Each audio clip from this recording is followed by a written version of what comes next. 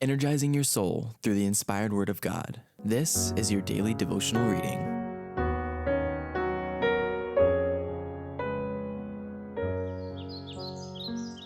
Our High Calling, a devotional by Ellen White. January 20th. Light or shadow? The Lord is my light, then why should I fear?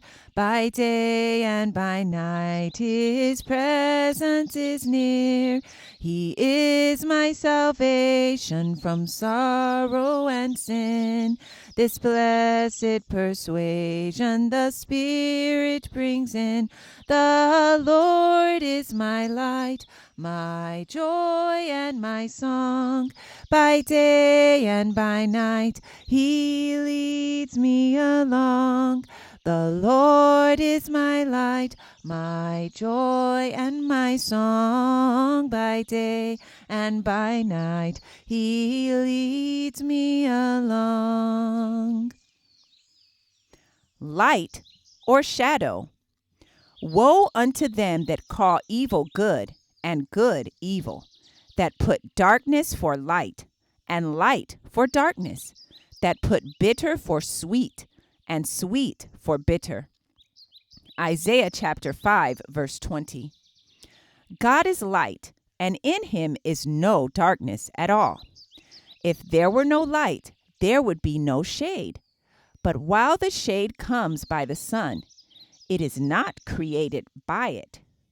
It is some obstruction that causes the shadow. So darkness emanates not from God, but is the result of an intruding object between the soul and God.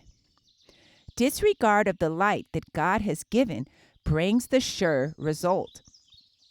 It creates a shadow, a darkness that is more dark because of the light which has been sent. If a man withdraws himself from light and evidence and yields to Satan's seducing arts, he himself draws the curtain of unbelief about him, so that light cannot be distinguished from darkness. More light and evidence would only be misunderstood by him. The greater the evidence, the greater will be the indifference. This will lead the deceived soul to call darkness light and truth error. Satan is constantly working to lead men to deny the light. It is but a step from the straightforward path to a diverging one in which Satan leads the way, and where light is all darkness and darkness light. It is a dangerous thing to open the heart to unbelief, for it drives the Spirit of God away from the heart, and Satan's suggestions come in. We must avoid the first admission of doubt and unbelief. Whatsoever a man soweth, that shall he also reap. Galatians chapter 6, verse 7.